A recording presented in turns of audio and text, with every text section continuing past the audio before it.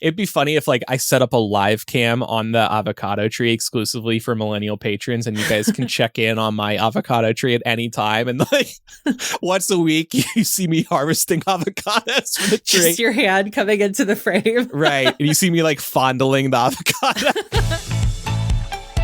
Rabbit, and welcome to Millennial, the home of pretend adulting and real talk. I'm Andrew. And I'm Pamela. Laura's not here this week. It's an Andrew and Pam show, which also means we're recording earlier in the day, which is nice. The sun is still high in the sky. We have a full night ahead of us. It's wonderful.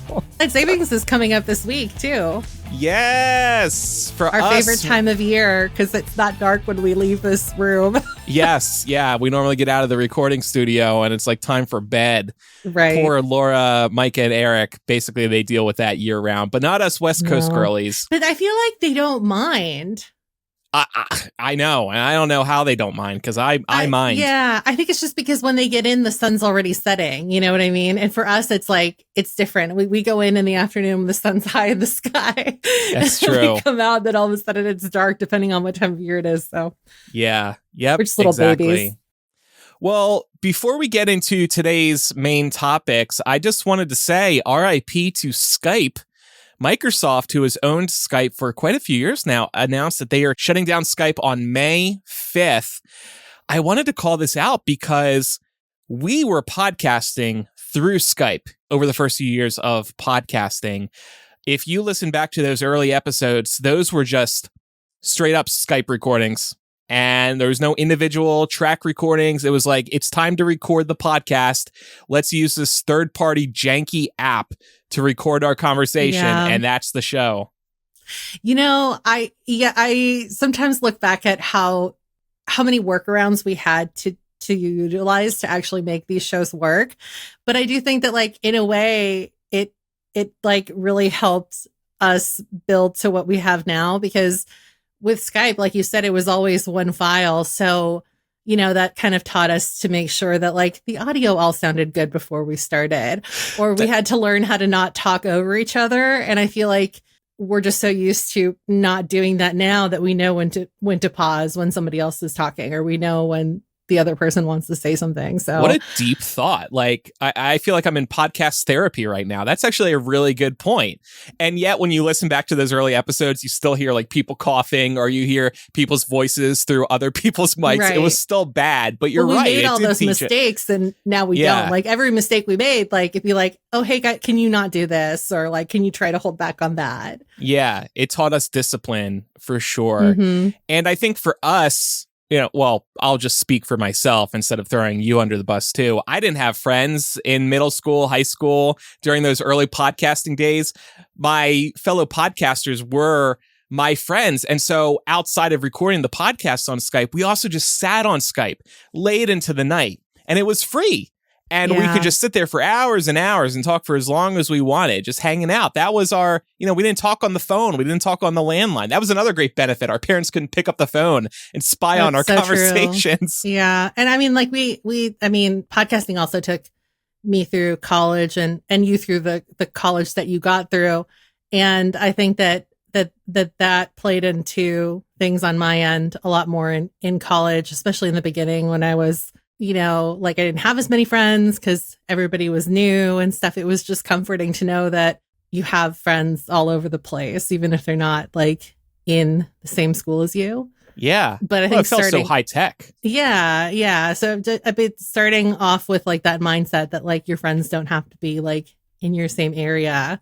We were very big brain for that at the beginning, I think. That's because, true. You know, nowadays it's like so normal to have internet friends or fandom friends. But when we first started out, like a lot of that was so brand new.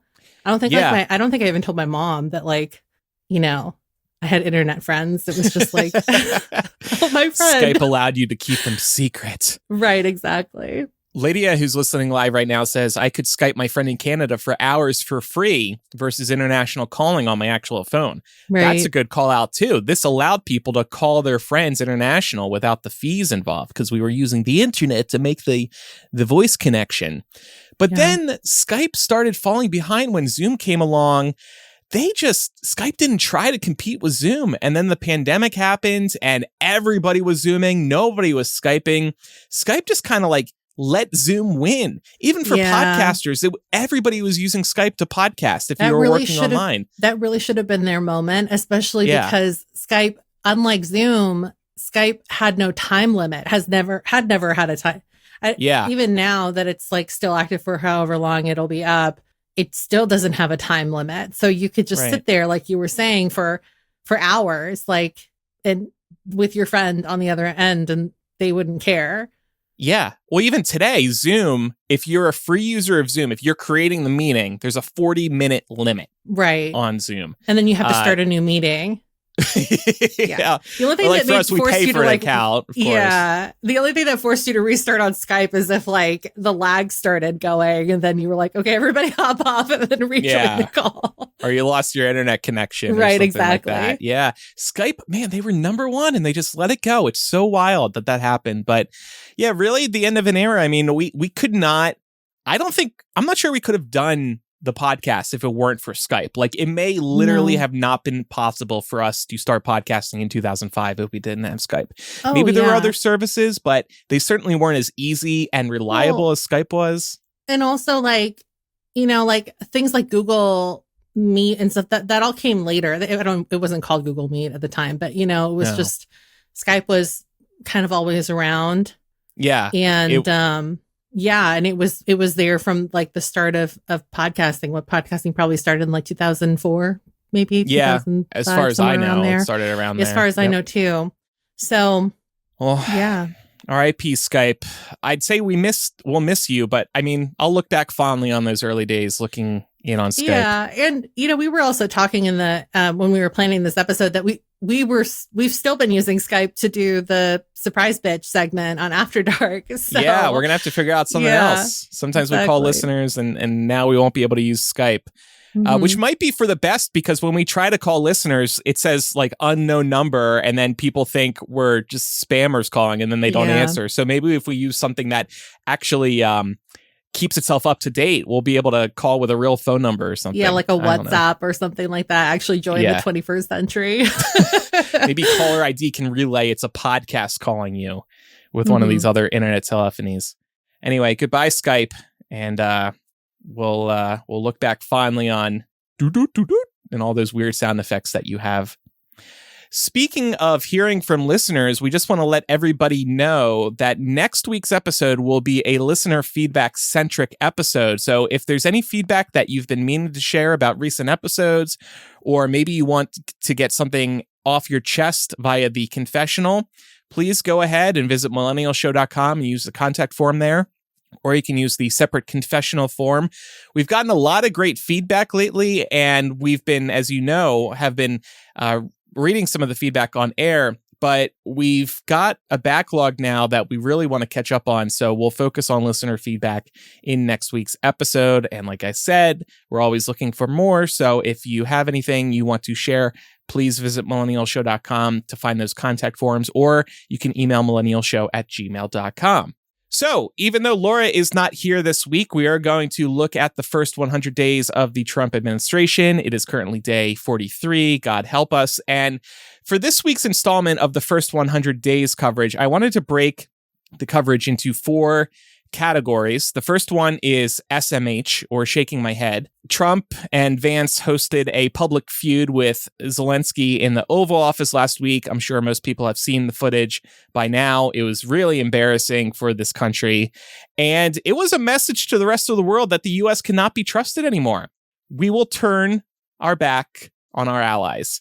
And I was watching Real Time with Bill Maher last Friday, and Chicago's former mayor and Obama bestie Rahm Emanuel pointed out that America's betrayal of Ukraine would yield the proliferation of nuclear weapons. He was saying, if you can't trust the U.S. to have your back, you and your allies need to build up your own arsenal. So have a nice week, everybody, with that information in mind. Trump also announced that all military aid from the U.S. to the Ukraine is now being suspended until Trump determines that Ukraine has demonstrated a good faith commitment to peace negotiations with Russia. And I did see, and this gives me hope, with the U.S. stepping aside, European countries are now attempting to develop a ceasefire agreement for Ukraine of their own. And I know Zelensky is involved with that as well. I really appreciate this comment from Zian saying they're making it look like Zelensky is the problem. I totally agree. Yeah. I think that the phrasing of this is pretty rich, but maybe not so surprising considering how much we know Trump is obsessed with Putin. So, yeah, he really gives him a big pass for a lot of stuff. I don't think that this is the thing to give him a pass on. No. And Vance's stupid comment to Zelensky multiple times. Have you said thank you once? Have you said thank you once? And Zelensky's like, yeah, I have. And I think maybe it was CNN did a report on how many times Zelensky has actually said thank you to America. Not that he needs to, but he has said it, I think, like 34 times. So yeah, I think he has said it more than enough times.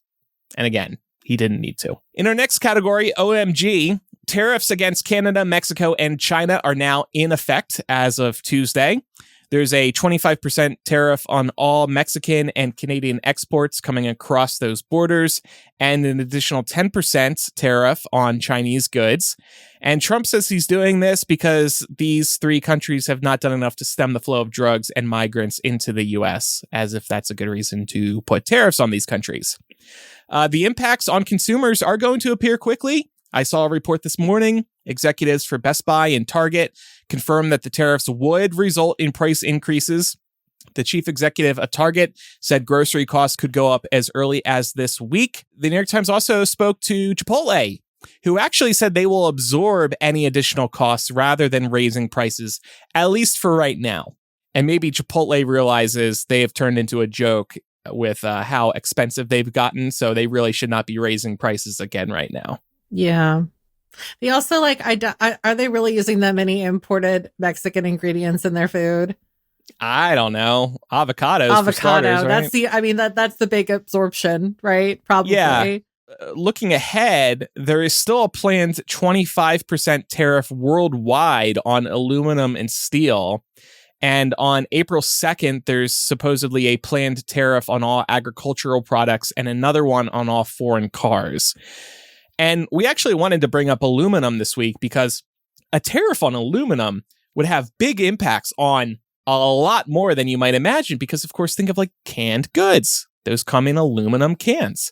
What's going to happen when tariffs go up on aluminum for like Coca-Cola? Well, honestly, the price of I don't know if you buy a lot of canned goods, but the price of canned goods has gone up a lot. Like I think about this mostly whenever like someone I know is sick and, they don't want to like maybe make soup from scratch. So they want to go buy canned soup. Have you seen how expensive canned soup has gotten? I'm not a canned soup person, so no, I don't pay attention, but how much? It's like $4 a can. Ooh. For a can of like Progresso chicken noodle soup. Yeah, nothing special. Right, exactly. But that same can probably would have been like under $2. Yeah. Even 10 years ago. So imagine how much more it's going to go up with the price of aluminum going up as a result of these tariffs, to your point. Right. And let's not get a question. Like we're LaCroix drinkers, for example. We like the Trulies, the High Noons. Price of that's probably going to go up a little bit. Yep. Well, we're going to talk about things we're stockpiling in light of tariffs in a little bit, and that is a good one for me to bring up, the LaCroix and Spindrift. But for now, our next category in the first 100 days here is LOL. As is common across America, representatives will hold town halls with their constituents, hearing out their concerns and their questions to maintain good relationships with their constituents. But in recent weeks, these in-person town halls have gotten testier, and there have been clips of people really yelling at their representatives, primarily Republican representatives, because what's happening is people across the country, including plenty of Republicans, are suddenly losing their jobs and their benefits because of Doge. And they didn't vote for this, or so they thought. And because of these town halls getting testier, a top Republican is now telling House members to stop holding the town halls. This representative is Richard Hudson of North Carolina, and he told lawmakers that Democratic activists were allegedly, bombarding town halls and drowning out actual constituent voices, and predicted that the trend would worsen. He encouraged House Republicans to hold teletown, like virtual town halls, and both of these formats would allow moderators to filter questions and comments. And then Speaker Mike Johnson endorsed this approach at a news conference also on Tuesday, arguing that in-person town halls no longer provided lawmakers with an effective way to communicate with constituents. And he said, quote, Democratic activists who don't live in the district very often will show up for these town halls and they'll go in an hour early and they'll fill all the seats. Now, I'm not saying everyone in these town halls that you've seen on television were not from the local area, but look, there are people who do this as a profession. They're professional protesters. So why would we give them a forum to do that right now? So this is bullshit, right? They're not professional protesters. No. And Trump even mentioned they're paid protesters. This is the same old song and dance they roll out every single time there's any sort of big protests with regards to what they're doing. Soros-funded, paid protesters, fake news. Yeah. I'll become a professional protester. Like, we're honest to God, if there are professional protesters. Sounds like a great side hustle. If this is true, show me where these people are getting hired. Show me the Craigslist page. Show me the Upwork profile. Show me the social media ads. And I'll fucking go and be a paid protester. I'll do it for free, but I want to know where I can make money. Also, what a slap in the face this must be to the constituents that were supporting them. And listen, like, I don't think they should get a pass because they fucked around. They're finding out. They just didn't think that it was actually going to affect them. Yes, I understand all of that, but I really hope that they remember that they're basically saying that all of the noise they're making about this is fake when the time comes to vote again. Yeah. So a study by Democrats found that about 30% of civil service employees in the federal government are veterans, and many have lost jobs in the Trump administration's drive to cut federal spending. So it's people like that who probably voted Trump who now can't believe they have lost their job. And they're going into these town halls. These real unpaid protesters are going into these town halls and saying, what the F? How could you do this to me? I'm a veteran. I thought this country respected veterans and was looking out for us. That's such a crazy mindset because veterans have always been given the shaft in one way or another in this country. We definitely don't do enough to help them. Mm-hmm. But Republicans tend to be pro, like, not that Democrats are not, but I think Republicans like to parade our troops around. They use it more love them the most. Right. Yeah. Until the time comes to give them money. Honestly. Yeah. Exactly. Yeah. So therein lies the difference. And again, if any challenge to listeners, if you can point me to where I can become a paid protester, Chloe, let's cut this. I'm looking directly into the camera now. Please, where can I become a paid protester? I want to make some extra money. Let me know. George Soros, please reach out to us. Thank you. All right, our final category here, YAY, otherwise known as Yay. I want to end the segment on some good news. In the consumers are pushing back in competition is good department. Dunkin' Donuts announced that starting March 5th, that's tomorrow, there will be no surcharge for alternative milks like oat milk and almond milk. I'm actually already seeing no surcharge in my Dunkin' app. And the reason I wanted to highlight this, well, a couple of reasons, but one is I have previously documented on this show, I have been outraged by my local Dunkin' Donuts charging an additional $1.25 for a splash of oat milk in any size coffee. That is highway robbery. That is outrageous what they are doing. Yeah, that's the highest I've ever seen, including brick and mortar, like independent coffee shops charge. And Truly Dunkin's a national chain. Yeah. And there have been other Dunkin' Donuts, like I'll go home to New Jersey and it was like 50 cents to 75 cents. Still outrageous. Now Dunkin', again, getting rid of that. Thank goodness. But something interesting I saw about this story was that now the top 5 U.S. coffee chains by sales, Starbucks, Dunkin', Dutch Bros, Tim Hortons, and Scooters, have all stopped charging customers extra for non-dairy milk in just over 3 months. So this is just another example of consumers saying no more. of these corporations seeing the resistance, feeling it in their bottom lines, and be like, you know what? We got to start giving people perks again. We got to get back to not screwing people over left and right with these extra fees. And I'm very excited about this because this is going to save people a lot of money and pretty quickly. If you've been a Dunkin' girly in Las Vegas and you love your oat milk in your coffee and you're going to Dunkin' a couple times a week, let's say, that's going to save you at minimum $10 a month, which then you can put into your, let's say, Netflix subscription, since that's going up in cost. I'm excited for people.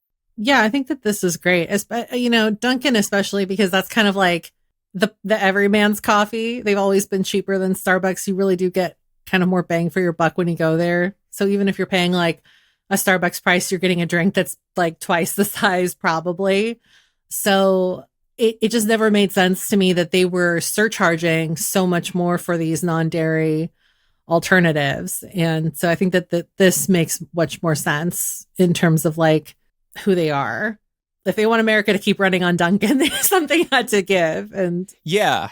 Well, and also there were some class actions coming together about these coffee chains charging extra for the non-dairy alternatives. It really made no sense. Why are you charging extra for oat milk, but you're not for regular milk or maybe an extra syrup? It was ridiculous. Yeah, I think to a certain point, I was sympathetic to it, but because I know that those milks are more expensive. Like they're not more expensive necessarily to make or to produce, but they are more expensive to purchase. But at the same time, at a certain point, it doesn't make sense. 50 cents extra for, a latte's worth of oat milk, that makes sense. But once it gets up to over $1, that's ridiculous. Well, and I understand the extra cost for a local mom and pop coffee shop, right? But Dunkin' Donuts can't get that oat milk for cheap. That's what I'm saying. They can call these companies and cut some volume deals. And they're also not using fancy oat milk either. They're using the cheapest oat milk usually because they can afford to buy that in bulk. Mom and pop shops have smaller orders because, they don't want the milk to go bad, and also they don't have as much space to store it. They're going to be probably using something a little bit more high quality, like a New Barn and Oatly, something like that. I have to say, though, Dunkin' is still on my shit list because they got rid of the free birthday drink. They give you extra points when you buy Dunkin' on their birthday. Right. Go to hell. Pete's, and I love Pete's, but that is so disrespectful. We deserve a free coffee on our birthday. Thank you, Starbucks, even though I think it's like just one day they give you the free drink coupon. Dutch Bros does a half birthday drink. Speaking of Starbucks, did you hear they changed their refill policy? I think in a good way, no? You could only get your refill for there. Oh. So start bringing your to-go vessel if you want to take it out of the store. Oh, okay. Yeah. All right. I'll have to test that. I went into Starbucks a couple of weeks ago to check out the new Starbucks. Like they're trying to be like, create like an indie coffee and feel, how are the chairs? Right. The chairs, writing the name on the coffee cup. I didn't get that personal touch. I went to the register and ordered a cortado, which was my first one, by the way, and I really enjoyed it. Oh, Andrew, why'd you get it from there? Because they were promoting it? I know. Get it from a nicer place next time. I fell for the marketing. What can I say? That's fine. But they gave it to me in a to-go cup, even though they didn't ask if I was staying or going, and I was staying. And they didn't write my name on it. I'm like, what the hell? The commercials told me you were going to start writing me love messages. If it makes you feel better, I also went to Starbucks not long ago, and my cup did not have anything written on it. They didn't even write my name. They got some work to do there, yeah. I think. Dunkin' is also offering some meal deals that you've kept your eye on. Yeah, so the last time I went to Dunkin', and I'll preface this by saying that I'm not a big breakfast person, so I'm not usually buying breakfast when I go to a coffee shop. I'm buying the coffee and getting out of there. But I know a lot of people do buy their breakfast at the coffee shop too. I think Dunkin' probably has the best deal. They have a $6 breakfast meal right now, and you get like a medium coffee and a breakfast sandwich and their hash browns for $6.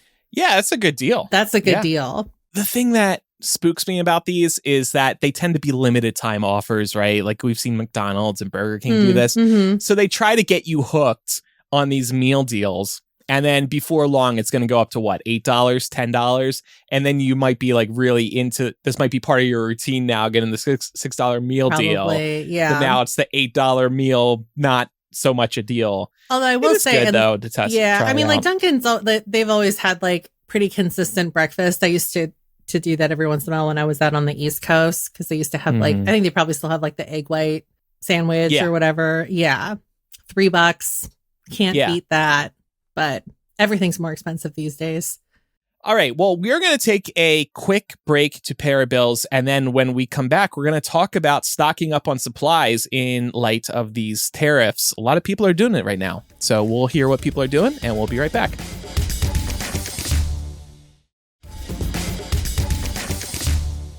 So I saw, again, I love the New York Times. It's one of the few news subscriptions I pay for. So I pay close attention to their coverage of the state of the world. And they talked to everyday Americans about what they are stocking up on in light of the tariffs. First of all, coffee. This one's a little tricky to me. But coffee prices are at an all-time high for farmers and roasters, which can obviously lead to higher prices for consumers. Have you been stocking up on coffee, Pam? Yes, I have. When I see it on sale, and if it makes sense, in terms of like the roast date, I'll take it with a grain of salt. But it just as long as it's not like a dark roast, because dark roast tends to get oily, and I feel like it doesn't last as long. But if it's like a medium roast that's a good deal, and it seems like the roast date is pretty good, then I'll stock up if it's on sale, because I've already seen it going up. What would be your threshold for that roast date? Usually there is a best buy date on there. Yeah. And if there's not, then I would say like the roast date in an airtight package, like 6 months. Oh, okay.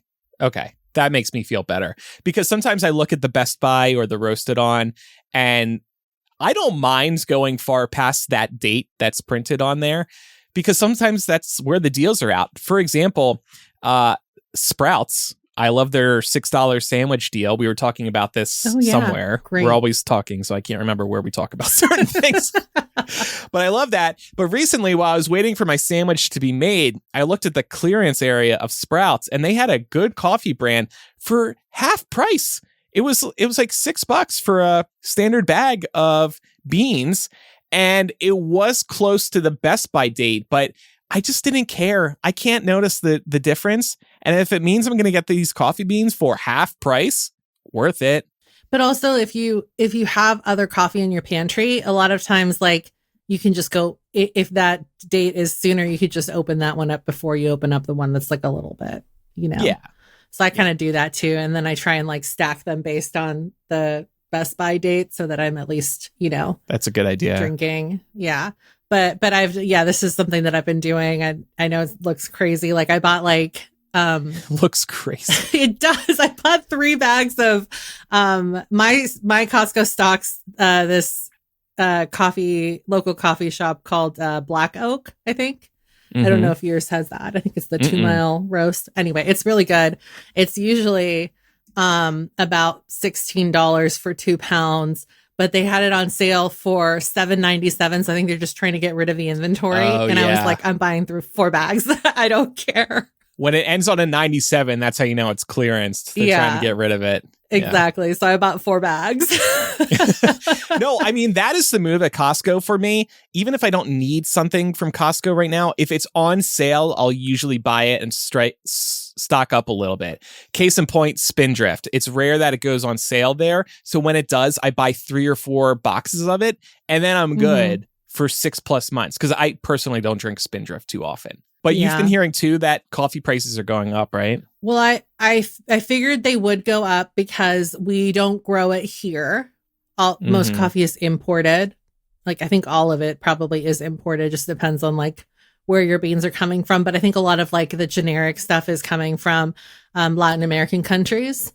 So I figured that the price would be going up, and I have seen the prices that have gone up about like maybe like $2 overall since the beginning of the year, but they were already up last year from the year before. I think you probably noticed that a little bit with like how much the Dunkin coffee has gone up at Costco.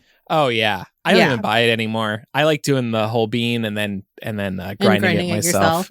Yeah. I had already started stocking up a little bit, and I like to stock up just so I don't run out of coffee. I hate running out of coffee in the house, and then you're like, I have to go get it now, and it's the morning and I'm grumpy. But especially since I've seen the prices start to fluctuate a bit.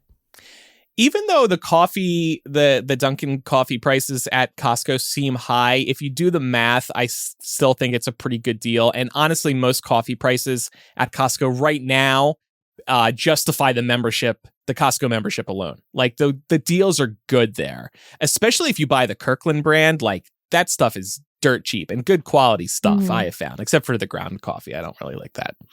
But I have a friend who actually works for a coffee roaster, and they are pretty terrified right now at the rising prices of the coffee that they're getting. And now with these tariffs, I am sure the prices are going to go up further. So we probably will be paying more for coffee. But what are you going to do? Stop drinking coffee? I guess we can all try to drink less coffee, but it's an addiction. It's a drug. None of us are going to be able to quit the coffee. Yeah. And to that point, one of my favorite independent coffee shops out here sent out an email over the weekend saying they were going to be increasing prices beginning this week. But then as a show of good faith, they also sent over a 20% off your next visit coupon. Oh, that's nice. So I thought that was really sweet because they didn't have to do that. But I mean, I got that email and I was like, yeah, that makes sense. That's totally understandable. They roast their own beans. They're a small business. Yeah. So. Yeah. And I've been keeping my eye on coffee subscriptions because you can save a little more money that way if you sign up for a coffee company's subscription. And sometimes they'll throw in free shipping too if you commit to the subscription. I haven't done this yet, but I'm considering it because I'm just looking to save as much as possible. So other items on the list of things people are stocking up on in light of tariffs: maple syrup. Oh, Makes Canada. sense. That one makes a whole lot of sense. I don't really eat pancakes or waffles, so I'm pretty safe there. Olive oil, 97% of which is imported. Olive oil is damn expensive to begin with. It's been getting expensive. Even at Costco, I used to buy it in bulk, and their 2-pack of olive oil, which is nothing fancy, is like $40. Yeah, when Pat asked me to add it to the list and then I go there, I'm like, I don't want to spend that much. Do we really need olive oil? It's like, maybe we should switch to canola. Yeah. Well, we mentioned canned items earlier in the episode. Canned and dried beans are another item on people's stock up list. And that, of course, is a great one because they have a long shelf life. So that one makes a lot of sense.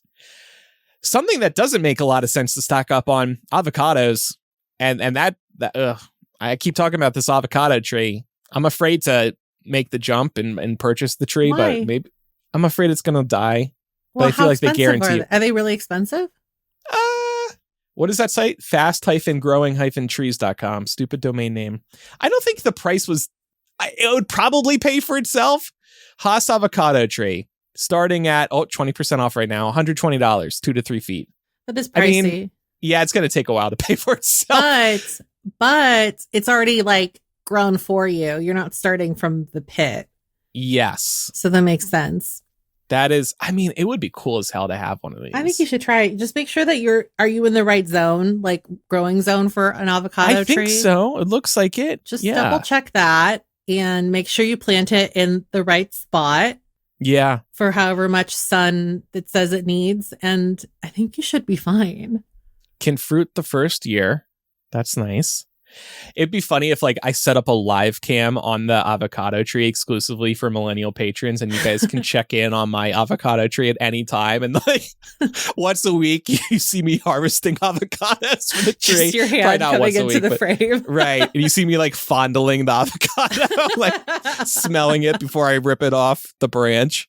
That would be great. I wish I could grant like access to one of my Ring cameras. Just so get funny. access to Andrew's backyard. You can see the Maybe dogs you could get like and the avocado like a tree. bird feeder cam. Ooh, yeah. Just give people the password to that. Yeah, exactly. Point it at your avocado tree. I'll think about that. Mm-hmm. And then people are just generally stocking up on pantry products because of the uncertainty. They're just feeling overwhelmed by all of what might be going up in price. So they're just grabbing whatever they can. The nice thing is if you have the space to store it, a lot of that stuff lasts a really long time. Like my family makes beans from scratch. So like if we buy a big bag, it's going to last like a long time. Same with like rice too. Yeah. You and just it's have to easier buy if you don't canisters. have kids and, like Pat and I don't have to store toys or children's whatever. Right. So we have room to have big bags of rice and whatnot. Mm-hmm. But yeah, I mean, to this last point about just stocking up on whatever people can, it really does feel like we've given some specifics, but there's a lot of question marks still. And then there's the impacts you might not think about, like aluminum. So yeah, I'm trying to stock up on coffee. And then, with these tariffs on China, of course, that's a huge source of clothing for a lot of us. And I might think about refreshing my wardrobe soon just to get ahead of the curve here. Though one little money-saving hack, if y'all don't look already, some of these retailers' clearance and sale pages are so good. I've gotten back into Express for their clothing, and oh my God, things are so cheap on the sale pages and like the final sale pages as well. And I'm talking like $5 to $10 for really nice stuff. And then sometimes there's coupons on top of the existing discounts. And what I've been doing sometimes is ordering stuff I think will fit, because now I have a good sense of how the Express stuff is going to run in terms of the sizing. I'll buy some stuff, and if I don't like it, I'll just return it to the Express store. So keep an eye on those sale pages. You can get some really amazing discounts. Anything else you're stocking up on, Pam, before we move on? That's the big stuff. I mean, I'm trying to stock up within reason, because I think coming out, I'm still kind of like a little traumatized from the COVID years where they were encouraging people to buy in bulk. They were kind of fear mongering us, but I think that this is a little bit different because you're talking about the price of goods going up, not necessarily like a scarcity of things. Yeah. So yeah, but I think that there's like with everything, there's a happy balance. I think that if you just know you're going to use the stuff, then, and you have a little bit of extra money, there's no harm in doing it. Like with the coffee, I don't feel guilty about spending more up front because I know that it will get drunk. Yeah. This actually ties into our next segment, which is going to be about just buying smarter. So let's take a break. When we come back, we're going to talk about this buy it nice or buy it twice trend. A little bit of a tongue twister. We'll be right back.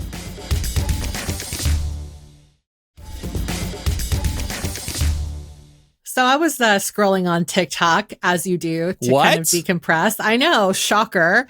And we have what? Like things are going well under Trump's administration. We have like what? 1 month left before TikTok gets banned again, I think. Yeah, you got to get your mindless scrolling in whenever you can. Anyway, this woman came up on my For You page, and she was talking about how she's slowly upgrading her home with better quality products.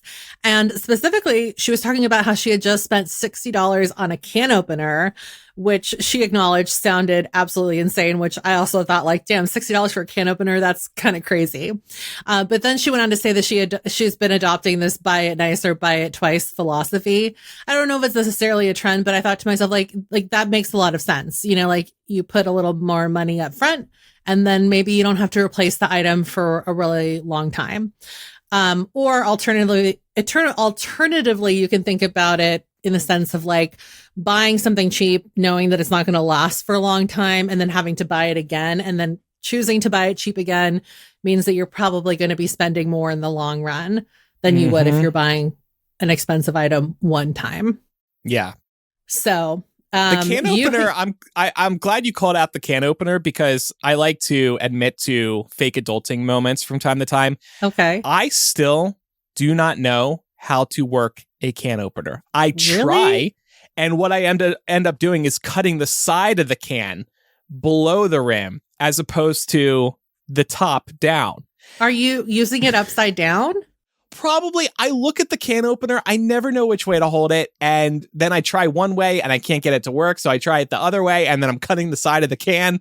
Like I can only open a can when I'm cutting open the side, but that actually doesn't open it, of course. This is one of those moments where I wish I lived closer to you, because I would love to see a demonstration and then help you out. That's so funny. This is something else I need to shoot for the Patreon. Like I can never remember how to use a can opener, and then I fail, and then I'm mad at myself, and then I don't open that bowl of chili. You're probably working twice as hard. Yeah, it's ridiculous. It's so bad. And I bought a new can opener because I thought that would fix it. Nope, I'm still having the same problem. It's just you. Fake adulting. I'm a fake adult. I can do a lot of things, but opening a can opener is not one of them. It's okay. I'm sure there's stuff that I don't know how to do either. Just, it's not, all I can think of right now is that I can't whistle. I've gotten better at that. Kitchen skill. So I wanted to ask you, do you subscribe to this idea, buy it nice or buy it twice? I love this idea. And you link to a subreddit called Buy It for Life that's been around for like 16 years. Yeah. Reddit truly has everything. So yeah, actually last year I did give myself a goal to start investing in myself and buying better quality products. And how this started was I have a friend here who loves REI, and REI was really never on my radar. I heard about it through the Wild movie. She's, hiking the Pacific Crest Trail, and she's using REI to buy good quality stuff. And they send her new shoes when she needs new shoes. They have a lot of great quality stuff there. And I'm like, buying hiking boots or buying hiking gear, that stuff gets worn down quick. It gets a lot of usage in tough environments. You need good quality stuff. So that's where it started. But then another example of this was the desert where I live gets very dusty, and we have a backyard, and we have furniture back there. And we would buy these crappy handheld vacuums to vacuum off the furniture. But the batteries wouldn't last. They would break easily because it's sucking up desert dust. I think that was kind of wearing down the internals. Pat went through like 3 or 4 of these handheld vacuums. And I'm like, how about instead of buying these off-brand pieces of crap for $20, we buy one Black & Decker outdoor vacuum and we're done. And sure enough, we got a good brand. We paid a little more, but it's lasting. The battery's lasting. It's a good quality product. And then another example of this is companies stand by good quality products. A specific example is this brand I had never heard before until going to REI. It's called Darn Tough. It's a company out of Vermont, and they make excellent quality socks, and they guarantee them for life. Now, these are $20 to $25 a pair. But guess what happens 10 years from now when I get a hole in one of these socks? I send them off to Vermont and they send me a new pair back. So meanwhile, I buy the, what brand is this? Puma socks from Costco. Slowly but surely, they're all getting holes on the bottom of them, and I'm throwing them out. So it pays over the long run to buy good quality stuff. And you can find these companies who stand by their stuff, and they'll guarantee them for life. Yeah. I think a lot of times I'm guilty of this too. You see like the lifetime warranty, whatever, and you think it's bullshit, but it's there because it works. And you're right. They stand by it. They mean that you can email them and say, hey, like, I have this issue with your product. And most of the time they're not going to fight you on sending anything new. Similar, but different. Tweezer Man will sharpen your tweezers for free. You just have to pay for the cost of shipping, and it's like a couple dollars, and then they'll send them back to you sharpened. And if they can't sharpen them, they'll send you a voucher for like 50% off another pair. But most of the time they can sharpen the tweezers. Yeah. So I have the same pair. I've had the same pair of tweezers for like 15 years, and I just keep getting them like resharpened. And it's great because it's a good pair of tweezers. Yeah. Yeah. Yeah, it's really refreshing to see companies stand by their products for life. Or I think about getting back to REI again. They'll take items back for up to a year if you're a member. No questions asked.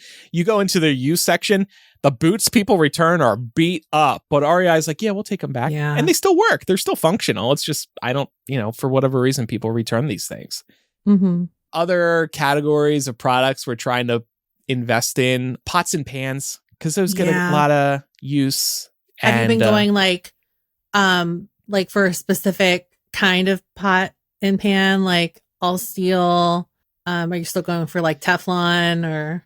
All steel, I think. This is more of a question for Pat, but okay. Like we bought this brand Green Pans. I think they are Green Pan. We bought them from Costco. They had good reviews. The price seemed fair. We want to get good quality stuff. As much as I respect and trust Costco, I also don't want to do Kirkland signature pots and pans, which they do have there. But with Green Pan, we were actually having an issue. Ceramic nonstick cookware. We were having an issue with one of the pots, and we wrote into them, and they're replacing it for free. So that's great. Another one is rugs. Rugs obviously get a lot of wear, and I've purchased rugs, again, from Costco. They start coming up. They start like becoming undone pretty quickly. Like that's one thing Costco's really disappointed me on. We bought a couple new area rugs recently to try out. It was cheaper at Costco, but it looked like good quality, so I decided to trust it. I bring it home, unwrap the rug, and that's a pain in the ass. That's a large item, an area rug. I start vacuuming it, and it starts coming up. It starts falling apart already. I'm like, are you kidding me? So I sent it straight back to Costco, and then I invested in a higher quality, a higher priced Thomasville area rug, and that one's holding up great. So sometimes you just got to bite the bullet, I think, and it's going to pay dividends over time. 100%. I totally agree. I found myself kind of like this person on TikTok, mostly upgrading the kitchen stuff, because I think especially like anytime you move anywhere, I think that's the easiest place to kind of skimp on, because you feel like you don't need to spend more than a certain amount on certain things. But over time, like I just got so sick of like the like my plastic spatulas and plastic spoons, and they were always like melting if they were too close to the I prefer a gas stove versus an electric stove, but I know that they can melt on electric stove too. So I've switched over to wood, because I was thinking about it, and I was like, like my grandma always had wooden utensils. They never broke down, like right. maybe like old is best. So yeah, I've switched over to like teak wood, and it was a little bit more expensive up front, but they're great. Yeah. And none of them are melting. Yeah. And it's fantastic. Yeah. Same with knives too. A few years ago, my because actually most of my siblings are like pretty into cooking, and a few years ago for Christmas, I got my brother a Wusthof, like just classic 8-inch chef's knife, and it's holding up great, and he's so happy with it, because he was talking about how like his knives, like he feels like he's always buying new knives, and this one's good quality. Has a good reputation, also has a good warranty. Really easy to sharpen too. Like you could like learn how to sharpen it yourself with the right tools, or you could bring it in to have it sharpened, and you know that it's going to last a long time. Yeah. So even though he only has like one good knife, he knows he has one good knife. Yeah. Well, and this category is a good one to bring up, because we're talking about items that you will use daily and get a good amount of use and heavy use. So just investing in the products that you're going to put a lot of wear and tear into, those are the categories I think people should be thinking about. Again, the rug, you're walking on it every day, or a vacuum, you're using it pretty regularly. The kitchen stuff, obviously you're using once a day, if not multiple times a day. So just, I would start with the things you're using often. Yeah. And then like I think like little luxuries, I would say like investing in like a nice leather bag for yourself, if you carry around a bag, or like I've always been pro like investing in a good pair of sunglasses too, for the longest time. Like I'm a fan of Ray-Ban. They're not like too expensive. You can get a nice polarized pair for like $200, maybe $250. And I've hardly ever had issues with my Ray-Bans. The last time I had to replace my Wayfarers is because I lost the pair. And that's why I'm afraid of spending a lot of money on sunglasses. But I had them for like 8 years, and I left them in an Uber. I know. And I was like, fuck. And I realized it right away. I tried to get back in contact with the Uber driver, and I like never again. But yeah. The driver was like, I'm putting these on eBay. Pretty much. I actually have a mix of crappy sunglasses, and then I do have a couple of good pairs that I wear less often. I'll save the good pairs just for when like I'm going out on a afternoon on the town. And then my day-to-day sunglasses are the ones I don't mind losing because I spent so little on them. Yeah, but like how many times have you had to buy crappy pairs of sunglasses? Honestly, I haven't. It's the brand Okay. Woody's sunglasses. Right. I stand corrected. For me, it was always like they were getting crushed in my bag. I was like accidentally sitting on them and then they would break. My Ray-Bans have gotten crushed in my bag many times, but they've never broken. Okay, listeners, if you're looking for a good but cheap pair of sunglasses, Woody's is the brand. And what I like about them is they have wood sides, and then the frames are plastic. So that's where you're saving the money. But I don't know. I think they look pretty good. You can get them polarized too if you want as well. Maybe buy them soon before. I'm sure they're from China. So tariffs are going to be hitting these. And then the last thing I would say is like investing in like the bedroom. So like a good mattress. And actually like not buying like a cheap, thin mattress, getting yourself like something that's like, got a thickness of like 12 inches and over. Yeah. So that it'll last. Yeah. Or on a similar note, an office chair. Like it's either you pay X amount for a good office chair or thousands more for a chiropractor. Right.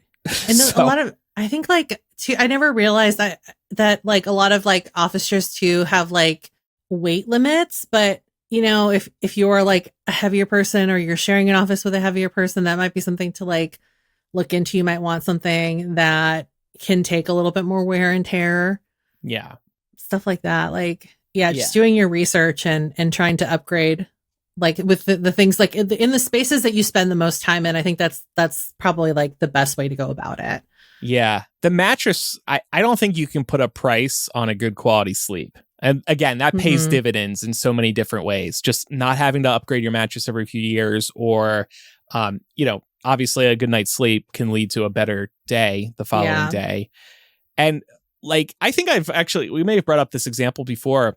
Pat and I tried a couple of these off-brand memory foam mattresses on Amazon, and they were cheaper and they had good reviews. I think one of them was Zinus, which I know can be a good brand. I have had some good products from them, including a bed frame.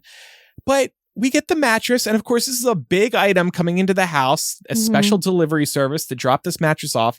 Then you let it expand because it's all shrink wrapped. And then the corner on like 2 or 3 different orders didn't fully inflate. One of them was way too saggy. They were just basically showing up defective.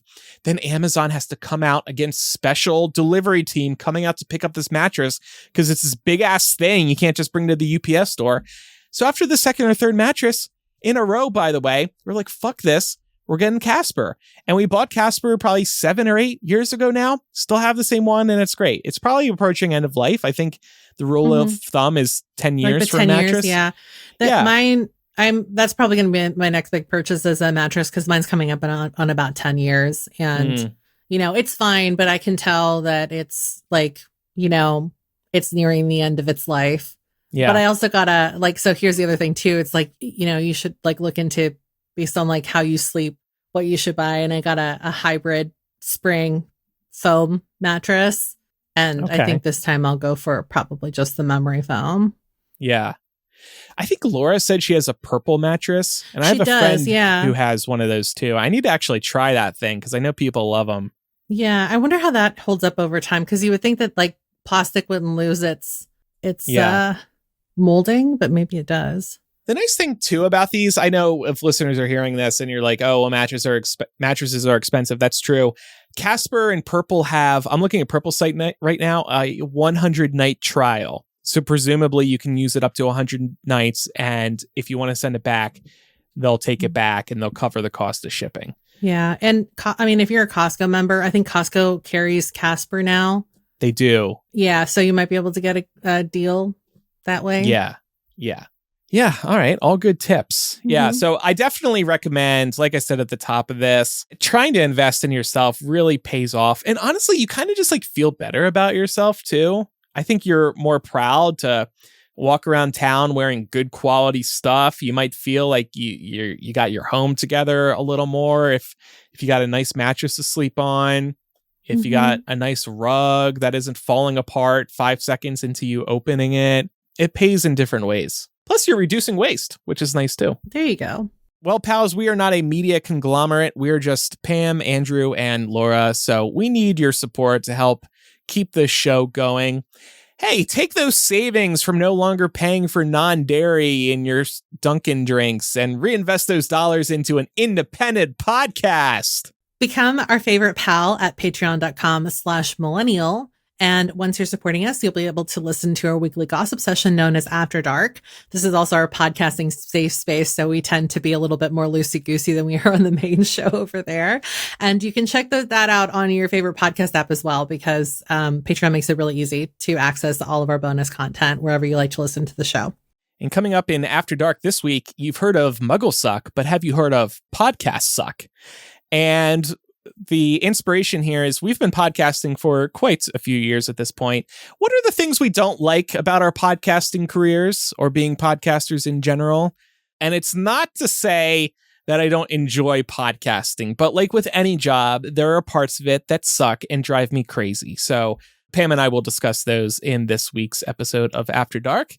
In addition to the After Dark benefit, as a patron, you'll also be able to hang out with us on Zoom once a month. You'll get ad-free episodes of the show. You can hear old episodes of Smart Mouths. You can listen to recordings of the three of us calling each other once a month. We surprise bitch call each other basically once a month. And many more benefits. Patreon.com/millennial. Patreon offers 7-day free trials and annual subscription discounts.